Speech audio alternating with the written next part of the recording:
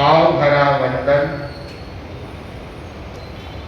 परम श्रद्धास्पद ज्योतिपुंज आचार्य श्री महाश्रमण जी के श्री चरणों में भाव भरा वंदन। समुपस्थित धर्मानुरागी श्रावक श्राविकाएं, धर्म निर्माण सप्ताह के अंतर्गत आज का निर्धारित विषय है अतिक्रमण का हो प्रतिक्रमण। अतिक्रमण का हो प्रतिक्रमण। हम कोई भी क्रिया करते हैं, कोई भी काम करते हैं तो उसकी समीक्षा है वह जरूरी होती है। समय समय पर यदि समीक्षा होती रहे तो वह कार्य है और अधिक बलवान या सफल बन सकता है। समीक्षा जरूरी होती है। समीक्षा कहें, समालोचना कहें, आकलन कहें, जो भी हमने किया है तो वह कैसे किया, कितना किया, सही किया या गलत किया, इन सब की एक ही समालोचना की जाती है। वह कोई आलोचना प्रत्यालोचना नहीं होती है, समालोचना होती है, समीक्षा होती है कि हमने जो कार्य किया कैसे किया, सही विधि से तरीके से किया या नहीं किया, या कितना किया, जितना करना चाहिए उतना किया या कमी रखी, कहां कहां कमी रखी, विधि पूर्वक किया या नहीं किया, ये सारी चीजें मिलने अपेक्षित होती है। और कहना चाहिए एक गृहस्थ है, व्यापारी है या उद्योगपति है, वह समय समय पर अपने बिजनेस का, अपने उद्योग का, अपने इंडस्ट्री का आकलन करता है कि कितना हमारा उत्पादन हुआ, कितना सेल हुआ, कितना प्रॉफिट हुआ, मार्केट की क्या स्थिति है, हमारी कंपनी की क्या स्थिति है। ये सारा आकलन व्यापारी करता ही करता है। यदि यह न करे तो वह प्रतिस्पर्धा में या मार्केट में, बाजार में उसका फर्क कहां टिक पाएगा। अपेक्षित है। वैसे ही है प्रतिक्रमण। हम अतीत का प्रतिक्रमण करें, बहुत जरूरी होता है प्रतिक्रमण करना। प्रतिक्रमण शब्द का अर्थ है लौटना, वापिस आना, जहां से चले वहां से मुड़ना, वहां तक आना, वह प्रतिक्रमण कहलाता है। जैसे मकान की सफाई रोज जरूरी होती है। जहां आदमी रहते हैं तो क्या करते हैं, सुबह दोपहर झाड़ू पोछे झड़काना करते नहीं करते। रोज सफाई होने से मकान नीट क्लीन रहता है। प्रतिक्रमण हमारी आत्मा को नीट क्लीन बनाने का, स्वच्छ बनाने का एक उपक्रम है, वह प्रतिक्रमण है। प्रतिक्रमण करने से हमारी आत्मा है वह उज्जवल बनती है, वह स्वस्थ बनती है और उससे हम साधना में आगे बढ़ते हैं।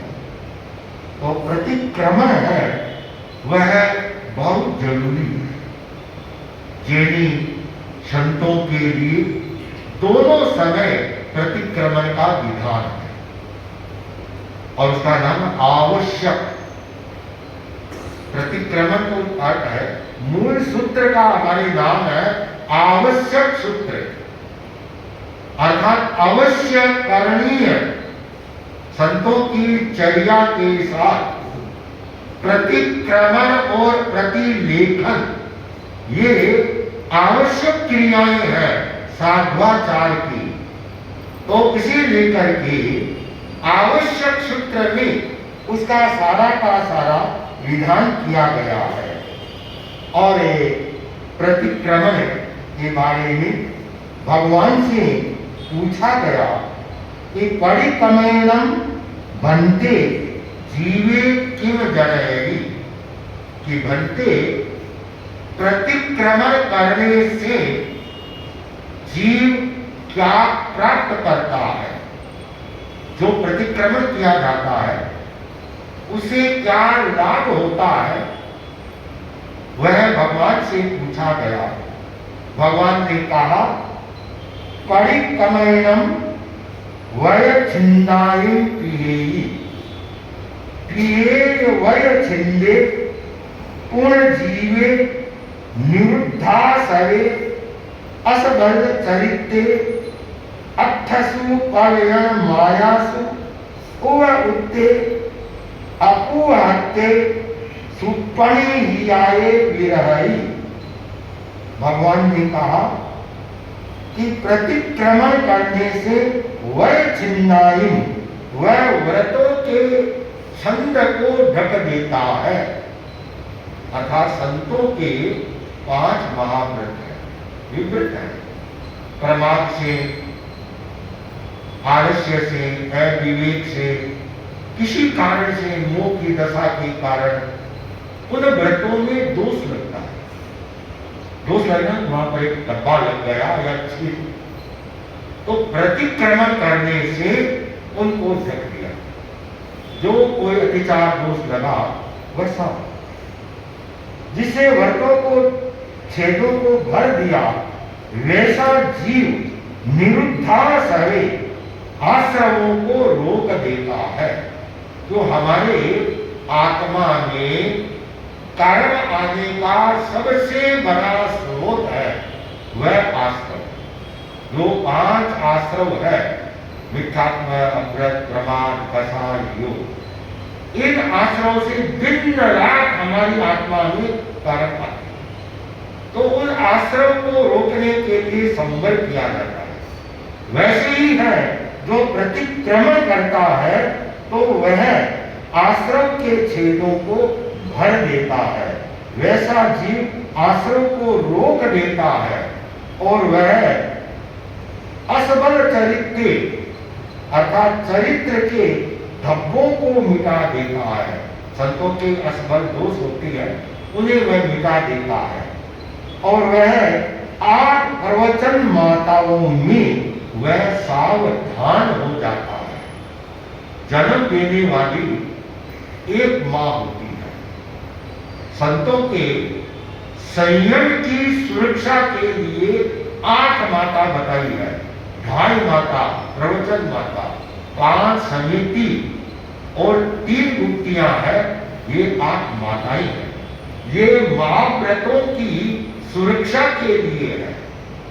जो खेत की सुरक्षा के लिए बाड़ या तार आटे के लगाए जाते हैं कि खेती सुरक्षित रहे, ऐसे ही संतों के महाव्रतों की सुरक्षा के लिए ये 8 प्रवचन माताएं हैं। उनमें वह सावधान हो जाता है, संयम में एक रस हो जाता है और भली भांति समाधिस्थ होकर के वह विहरण करता है। जो विधिवत प्रतिक्रमण करता है, अतीत का प्रतिक्रमण किया जाता है। इसके लिए कहा गया है स्वस्थानात् यत् परस्थानम प्रमादस्य वसात् गत तत्रैव क्रमणं भूय प्रतिक्रमण उच्यते। यह प्रतिक्रमण की परिभाषा दी गई है। सीधे शब्दों में बताया ना, प्रतिक्रमण का अर्थ है लोटना। स्वस्थानात् यत्स्थानम, स्वस्थान, स्वस्थान कौन सा है? अभी हम दो संत या तेरा मन कक्ष में रह रहे हैं, क्या यह स्वस्थान है? यह स्वस्थान नहीं है। स्वस्थान है अपनी आत्मा, अपनी आत्मा। स्वस्थान परस्थानम प्रमादस्य वशात् गतः। प्रमाद के कारण, मोह के कारण, कषाय के कारण पर स्थान में जहां नहीं जाना चाहिए साधु को, वहां भावधारा चली गई। अत्रैव कर्मणं भूय, उसका जो अतिक्रमण हुआ उसकी आलोचना करना, पुनः अपने स्थान में आना, वह प्रतिक्रमण कहलाता है। प्रतिक्रमण साधना का एक बहुत अच्छा उपक्रम है जो चरित्र को है, संतों के चरित्र को उज्जवल बना करके रखता है। उस पर दाग धब्बे या चित कमरा है वह नहीं होने। अब आगे हम चले, श्रावक है। श्रावक के भी प्रतिक्रमण का विधान संतों के लिए आवश्यक है। वैसे श्रावक भी जो बाह्यव्रती श्रावक होते हैं या गरिमाधारी श्रावक होते हैं, वे सुबह शाम दोनों समय प्रतिक्रमण है। श्रावक के न हो शाम को प्रतिक्रमण प्रतिदिन करे, शाम को न हो पक्षी का करे, चौमासी पक्षी का करे, संवत्सरी का प्रतिक्रमण तो अवश्य ही है। जैसे संतों के लिए विधान है, वैसे ही श्रावक श्राविकाओं के लिए प्रतिक्रमण का जो कालमान है वह 48 मिनट, लगभग सबको एक मुहूर्त 48 मिनट उसका कालमान है। उसमें प्रतिक्रमण को किया जाए। पक्षी, चतुर्मासी पक्षी, संवत्सरी का लोकस्य का ध्यान किया जाता है। समय का अभाव हो तो ध्यान है, अरे 4 लोकस का किया और बाकी के लोकस को बाद में भी उसका ध्यान किया जाए। 55 वंदना है, वह भी बाद में की जा सकती है, लेकिन मूल है वे आवश्यक उसमें 48 मिनट में की जाती है। कुछ परंपराएं और संप्रदायों में जो प्रतिक्रमण का विधान है समय का, वह उनका लंबा है। उनको 3 घंटे तक वो प्रतिक्रमण करते हैं, बहुत लंबा चलता है। और वो लोग कहते हैं कि हमारा प्रतिक्रमण बड़ा है, तुम लोगों का छोटा है। ये बड़ा और छोटा नहीं होता प्रतिक्रमण। प्रतिक्रमण कभी भी न छोटा होता है और न बड़ा होता है। यह एक समझ की और धारणा की बात है। आप बताएं, किसी को भी पूछे, तेरा पंथी हो, स्थानकवासी हो, मूर्ति समाज का अनुयायी हो, आप उसे पूछे प्रतिक्रमण के आवश्यक कितने हैं।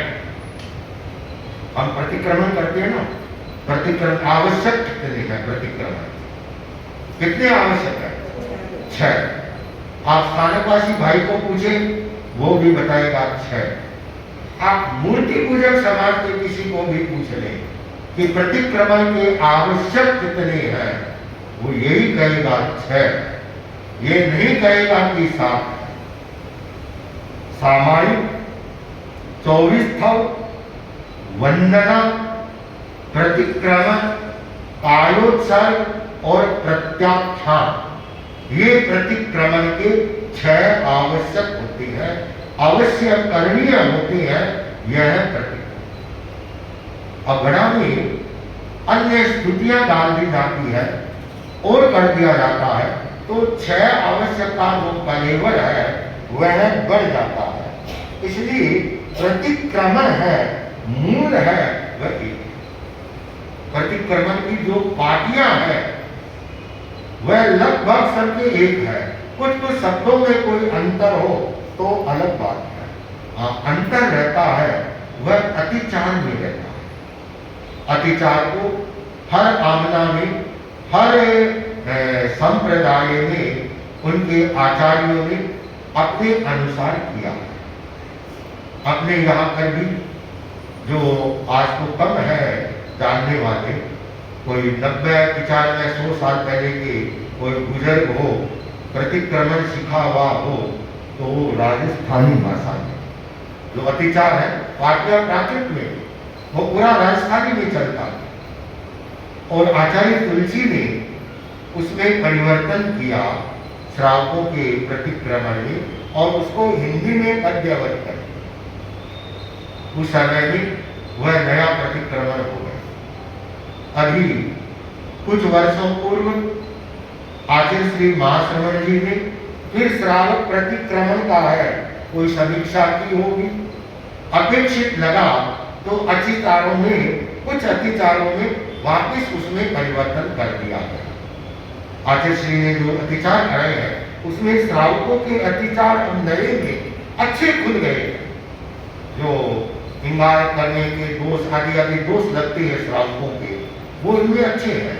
तो श्रावकों को नया प्रतिक्रमण है उसको ही करना, सीखना का अभ्यास रखना चाहिए। ऐसे ही संतों का प्रतिक्रमण है, उसमें भी परिवर्तन होता रहा है। जब मैंने दीक्षा ली हमारे पिता मारवाड़ी के, बाद में आचार्य श्री तुलसी आचार्य माँ प्रज्ञ जी ने उन्हें हिंदी में कर दिया। समय समय पर कुछ शब्दों को और बदल दिया जाता है। तो अतिचार है उनमें गुरु परंपरा से थोड़ा थोड़ा अंतर आ जाता है, लेकिन मूल जो 6 आवश्यक है उनमें किसी भी संप्रदाय में कोई भी परिवर्तन नहीं, वे वैसे की वैसे चलती है। अब प्रसंग वैसे एक बात मैं आप लोगों को और समझा दूंगा। प्रतिक्रमण के साथ साथ हम प्रतिक्रमण करते हैं, जैसे दिन का प्रतिक्रमण करते हैं शाम के समय में, तो दिन में कोई भी हमारे व्रत दोष अतिचार लगा हो, जान में, अनजान में, भूल में, हंसी में, मजाक में, उसकी आलोचना हो जाती। रात्रि में कोई लगा तो सुबह प्रतिक्रमण किया जाता है, उसमें आलोचना। 15 दिन में कोई दोष लगा पाक्षिक में, चतुर्मासिक में चतुर्मासिक स्नान है, 4 महीने में लगा हो अतिचार दोष और समस्या साल भर का, वह करने के बाद फिर सबसे क्षमा याचना की जाती, सबसे क्षमा याचना की। हमारे छोटे बड़े त्याग भी रहते हैं। प्रतिक्रमण में तो 6 आवश्यक है, इसके अलावा किसी के व्रत धारण किए हुए हैं और त्याग होती है, और बहुत बार है त्याग है वो टूट जाते हैं, व्रत भंग हो जाता है। तो कोई भी नियम है, कोई भी त्याग है, वह ऐसे नहीं टूटता।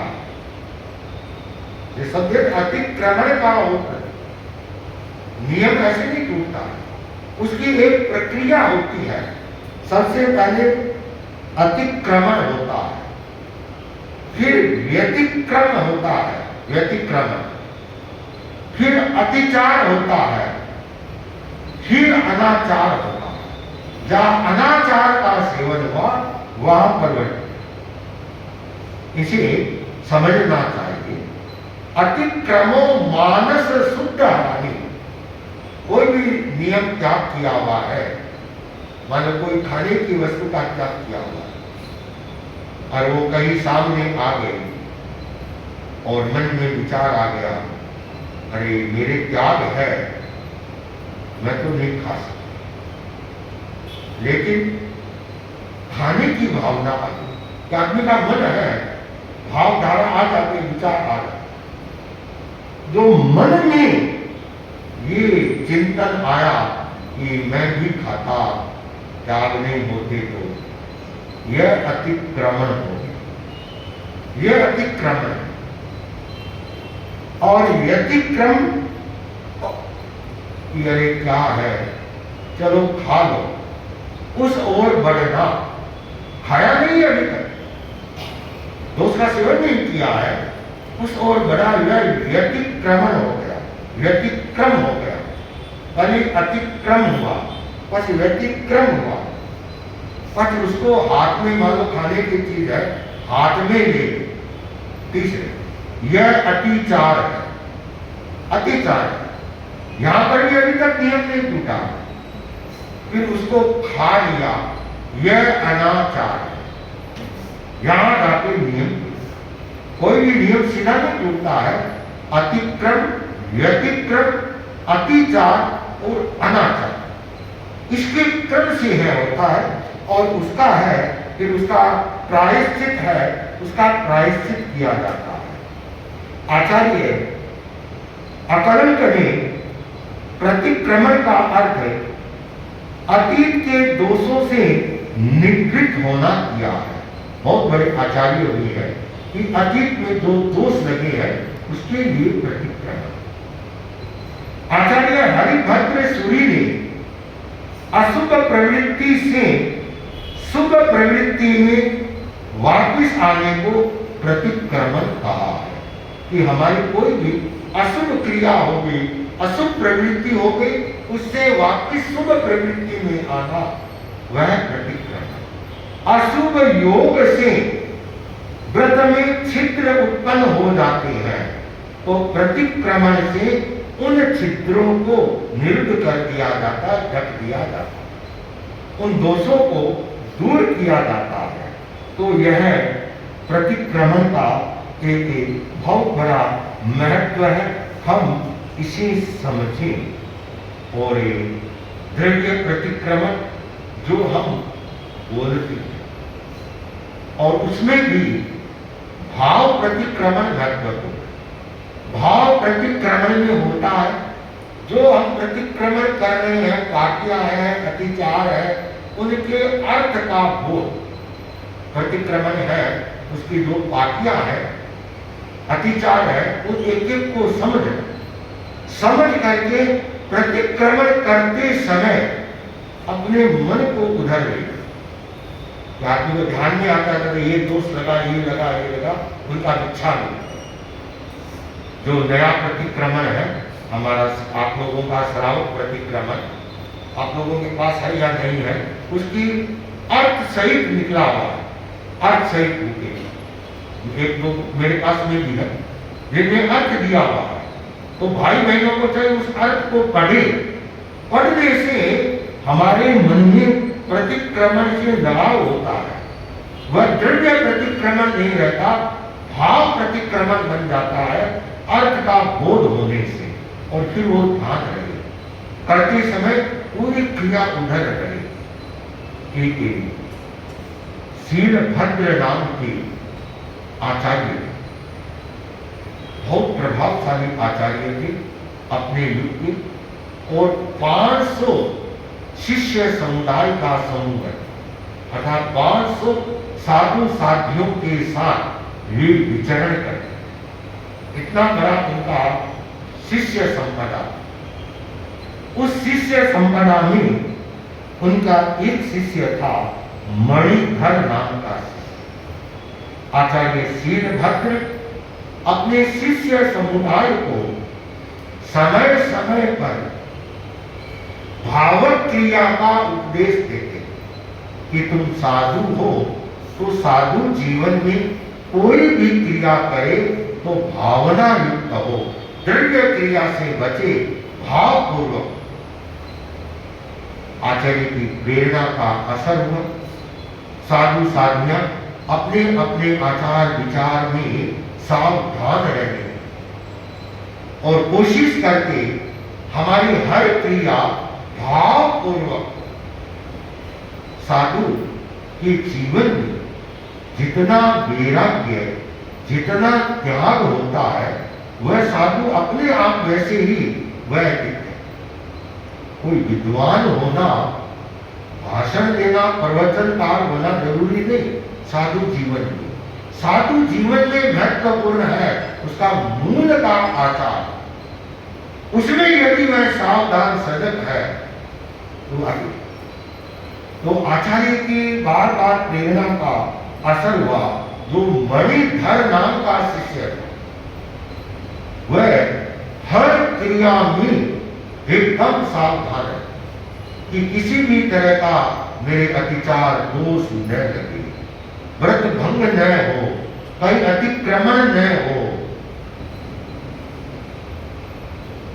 जब सावधान होता है, अपना सारी शक्ति एक जगह नियोजित होती है, तो वह अपना विकास भी कर लेता। मणिधर शिष्य कुछ वर्षों में बहुत श्रुत बन गया, अच्छा विद्वान संतों में उसकी गणना आने लगी। तो आचार्य शीलभद्र ने अपने शिष्य मणिधर को अलग से विचरण करने का उसकी व्यवस्था, जैसे सिंघाड़े होती है ग्रुप लीडर बनाए, तो उन्हें अलग से विचरण किया। और जहां जहां पर भी मणिधर पधारते वहां अच्छा लोगों का धर्मोपकार। तो एक बार मुनि मणिधर है, वे सतद्वारा नगरी में पधारे, सतद्वारा नगरी, और वहां कई दिनों का प्रवास था और लोगों में अच्छा उपकार, अच्छे धर्म जागरूकता, सैकड़ों लोग मुनि का प्रवचन सुनने, दर्शन करने, धर्म चर्चा करने आने जाने, और कुछ ही समय में पूरी सतद्वारा नगरी में संतों की चर्चा होने वहां का जो चक्रवर्ती था, चक्रवर्ती का युग था, विमल सेन नाम का चक्रवर्ती था। नहीं, चक्रवर्ती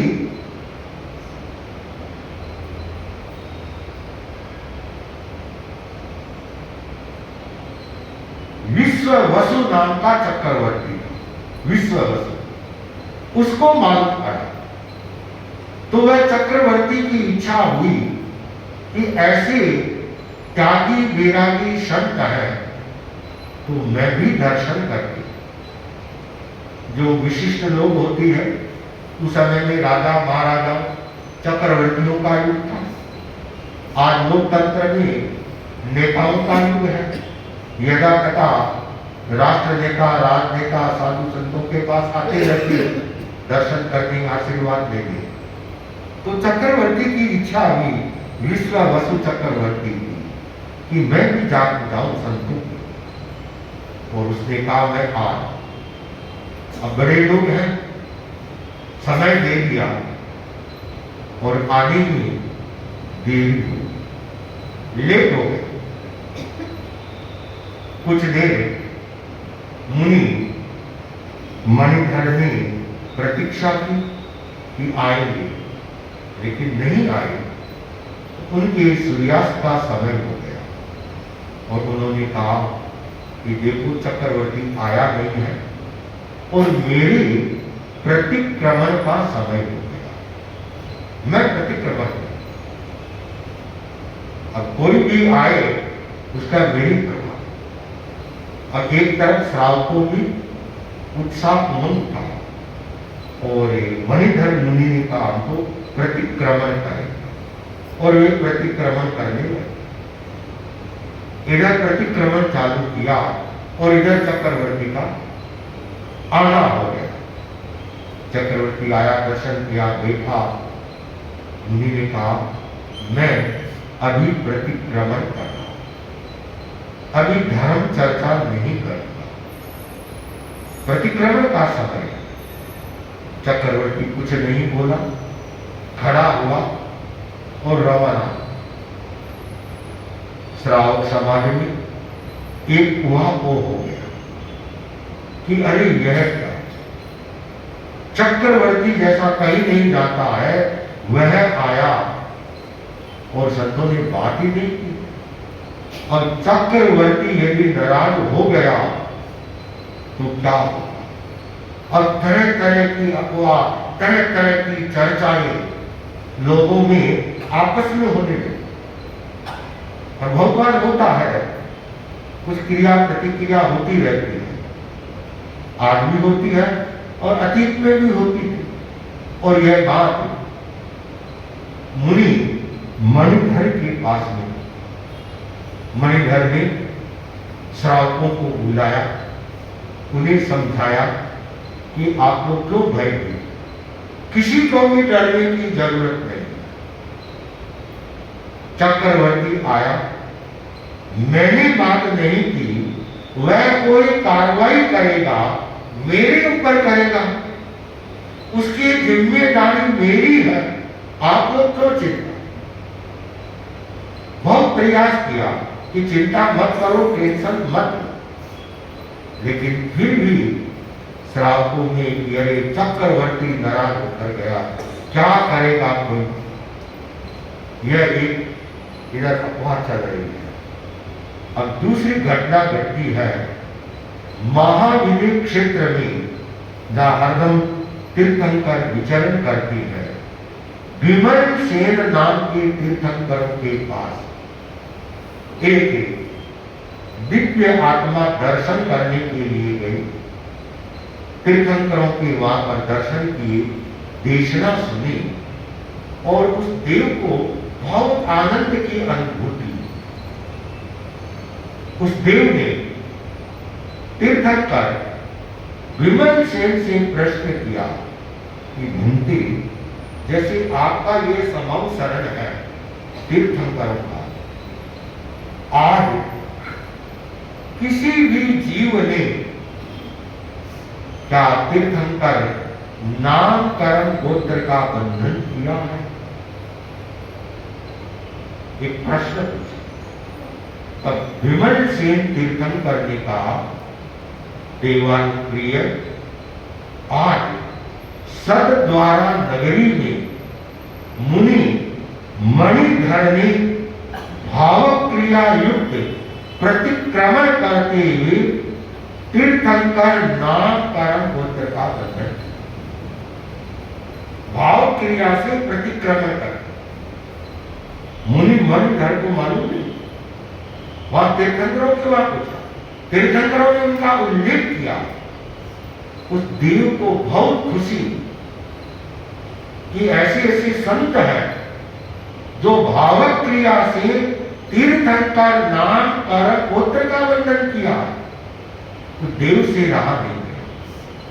वह देव तत्काल सद्द्वारा नगरी में आया और जहां मुनि मणिधर का प्रवास था, उनके दर्शन किए और बड़े प्रसन्नता के साथ जो भगवान ने कहा था, तीर्थंकर विमल सेन ने कहा था, वह सारी घटना। अब देवता का आना एक बहुत बड़ा चमत्कार है। पूरी नगरी में, सद्द्वारा नगरी में चर्चा होने लगी कि अरे ये संत, इनके दर्शन करने देवता आया है। तो सारा का सारा जो भय का वातावरण था, सारा का सारा साफ। यह है भाव क्रिया का परिणाम। चक्रवर्ती को भी मालूम पड़ा, चक्रवर्ती ने कुछ भी नहीं किया, चला गया। तो चक्रवर्ती पुनः आया दर्शन करने के लिए और संतों ने देश दिया और चक्रवर्ती को भी धर्म के मार्ग पर मुनि लेकर के। तो यह है हमारा प्रतिक्रमण, जो अतीत का प्रतिक्रमण, अशुभ भावों को पैदा होने से हमारे जो कर्मों का बंधन होता है, विपाक में पड़े रहते हमारे कर्म, उनका सारी आलोचना, उन दोषों को दूर करना, उसका एक बहुत अच्छा उपाय है, वह प्रतिक्रमण है। सभी को प्रतिक्रमण सीखना चाहिए और विधि करना भी चाहिए और अर्थ है वह भी पढ़ना चाहिए, समझना चाहिए। तो प्रतिक्रमण करते हुए हम अतिक्रमण के जहां जहां दोषों का अतिक्रमण हुआ है उसका निवारण कर सकते हैं। अस्तु, इसी भाव के साथ और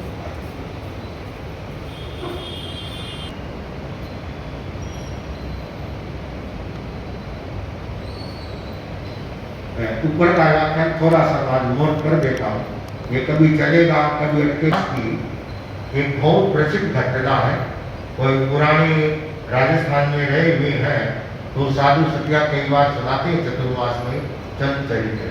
कई बार रात्रिकालीन प्रवचन चलते हैं रोज के, वहाँ पर भी ये व्याख्यान सुनाए जाते हैं। तो चंद